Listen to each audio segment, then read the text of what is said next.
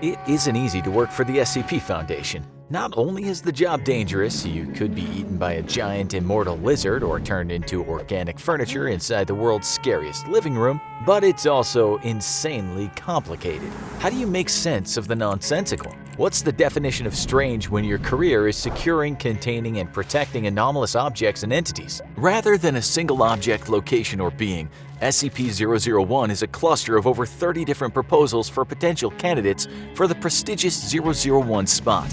Some believe there's a true 001 hidden in this group, and the rest are decoys. Others think that these are all just SCPs cataloged prior to the introduction of the current classification system.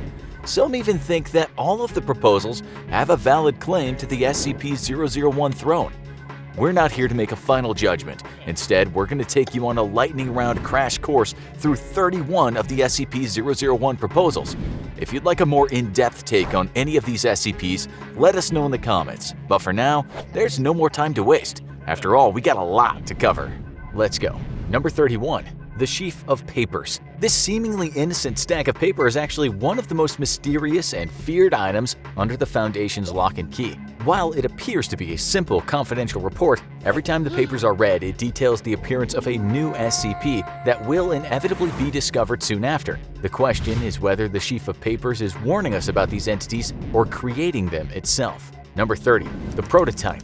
This account details the capture of an incredibly strange cycloptic creature that emits massive amounts of radiation and can create micro-singularities. The writing of this creature's file is so basic, unformatted, and unredacted that it's clear that the being was one of our earlier creatures secured by the organization. Interestingly, it was during the capture of this creature that Dr. KETER was killed, inspiring the creation of the infamous KETER class in his honor. Number 29. The Gate Guardian. This huge, multi-winged, sword-wielding biblical energy being may have been the impetus for the founding of the SCP Foundation. This being remains largely static, guarding the intersection of the Tigris and Euphrates rivers. Its flaming sword, which is believed to be as hot as the sun, can cleave any aggressor out of existence at the atomic level. When the founder of the SCP Foundation first encountered the Gate Guardian, they heard one word echoing through their mind: prepare. And the rest is history. Number 28. The Lock.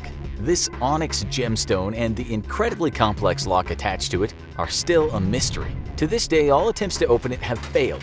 Personally, we think that's probably for the best. Number 27. The Factory. As the name suggests, this SCP is literally a factory founded by a pagan and a devil worshipper. While it's believed that the factory could create just about anything, its specialty was creating a number of SCPs we know and fear today. Pre-Foundation forces were able to disable the factory, but not without sustaining their own heavy losses. Number 26. The Spiral Path. This is a normal-appearing gravel pathway that, when traveled clockwise, appears completely normal. However, when traveled counterclockwise, the path goes uphill forever, in defiance of all laws in physics. This simple anomaly opened a Pandora's box of rampant anomaly creation, leading to a number of the deadly SCPs we know today. Number 25. The Legacy. This SCP is a collection of seemingly random objects, including a diary from a person claiming to be from another reality, attempting to halt a trans-dimensional corruption that they themselves created. The diary claims to have a solution to this corruption, but the solution has not yet been found. Number 24. The Database. In one of the strangest twists on the format, this SCP is actually the various authors of the SCP Wiki who are somehow leaking top-secret information to the public. Number 23. The Foundation. This SCP, first discovered by the FBI, is an anomalous high school building that experiences shifting internal geometry and sometimes manifests hostile humanoids within. Number 22. 36. One of the rare benevolent SCPs, the 36 are humans with a truly remarkable ability. They can dampen or even neutralize any SCP they come into contact with. Though it's implied that the 36 may have the power to save the world, every time one of them dies, a supernatural calamity occurs, often leaving hundreds of innocents dead.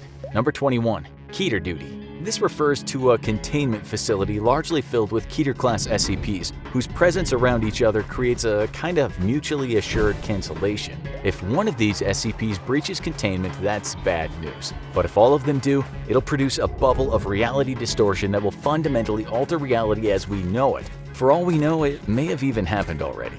Number 20. Ouroboros. This is a proposal that's formed of 4 sub-proposals. Remember what we said about complicated? These sub-proposals include the children, 9 anomalous kids who emit radiation and have destructive potential when together, the broken god, aka Mechane, the god of metal, intelligence, and machines, Atonement, a researcher turned into a humanoid singularity with the power to destroy whole realities, and The Way It Ends, which isn't technically an SCP, but the tales of the Chaos Insurgency's quest to eliminate all the members of the Foundation's O5 Council. Number 19. A record. This is an SCP file slot that is itself an SCP. Whatever is written into this slot becomes true, and one ambitious researcher attempted to use this power to make herself into a kind of all-powerful god. Number 18. Past and Future. These SCPs are a collection of powerful entities that despise humanity and are apparently the source of all anomalous phenomena, even making already dangerous SCPs deadlier than before. Much like the database, those pesky SCP wiki writers might have something to do with this. Number 17. The Consensus. This SCP refers to a reality restructuring event caused by an occult war in a previous reality. That's right, this SCP already won, and we're living in its new reality. The only people who remember the world as it once was are 13 people who now form the O5 Council, and not all of them are telling the truth about what they know.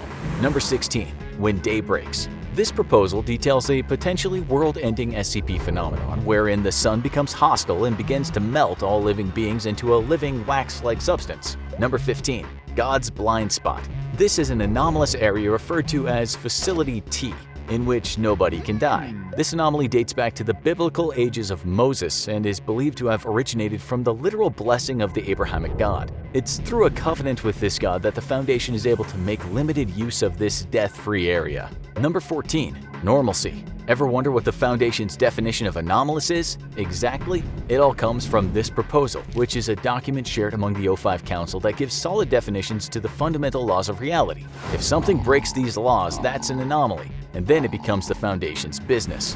Number 13. The World at Large. As the title suggests, this SCP is our home planet Earth and its ability to support life. It's believed that these qualities were planted on Earth in our reality by another dimension's SCP Foundation, hoping to continue human life after some terrible calamity in its own dimension. Number 12. Dead Men. This SCP was an 84-year-old man whose body, when damaged and mutilated, can affect the very processes of human death at large. Before his own death, he was used as a dangerous pawn in a civil war between O5 Command and the SCP Foundation Ethics Committee. Yeah, we were surprised to hear they had an ethics committee too.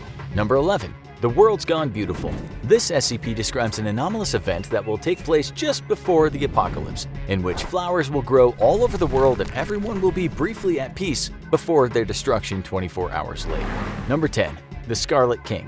This is an extremely powerful, extremely malevolent, extremely extra-dimensional being. Its worshippers attempted to summon him in the ritual that created SCP-231, and it's believed that he will finally enter our reality after the death of SCP-231-7. You better hope you're already dead by then. Number 9. A Simple Toymaker, aka Dr. WONDERTAINMENT. This is a reality bender who appears to be a normal human male but has the ability to create other anomalous objects, a number of which are now cataloged SCPs. Number 8. Story of Your Life. This is another anomalous document that has the ability to warp reality, but only when the writing contained within conforms to a narrative structure. Number 7. A Good Boy. This is another anomalous entity created accidentally by the Foundation itself. A neural network was fed information on other anomalous entities in order to help the Foundation come up with better containment and neutralization procedures. Problem was, the computer got way too eager with the neutralization part. Number 6. Project PALISADE. This is another anomaly created by the Foundation, this time to combat a potentially reality-destroying entity known as the Worm. The Foundation created a number of alternate realities as shields, but it's possible that this just made the Worm stronger. Number 5. O5-13.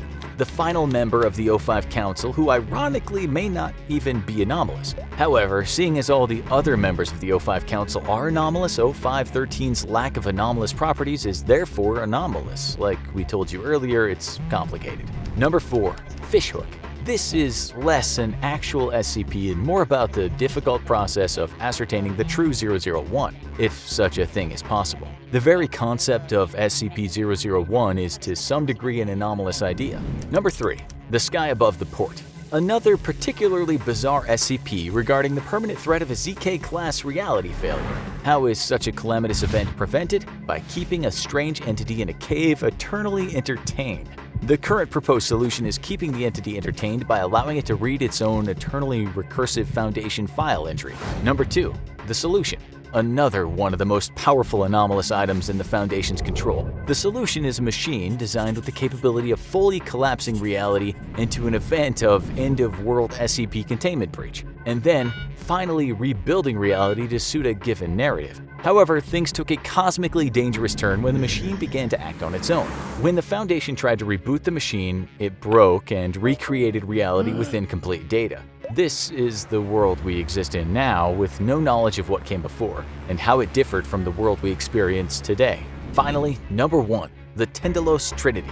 Put very simply, the TINDALOS Trinity represents 3 timelines that converge and feed back in on themselves. Even trying to summarize this one is near impossible, as its strangeness and complexity resists all reduction. You can hunt down the TINDALOS Trinity yourself and hope to unpack its secrets, but don't say we didn't warn you. So that's SCP-001. Is it one of them, all of them, or even none of them? Perhaps that's a question best left up to the Foundation, or maybe the simple answer is that you're just not meant to know. We're talking about information so privileged here that it's protected by a memetic kill agent that'll quite literally make you drop dead if you view the files without proper authorization. You do have proper authorization, right? Quick, click on one of these other videos instead before you're detected.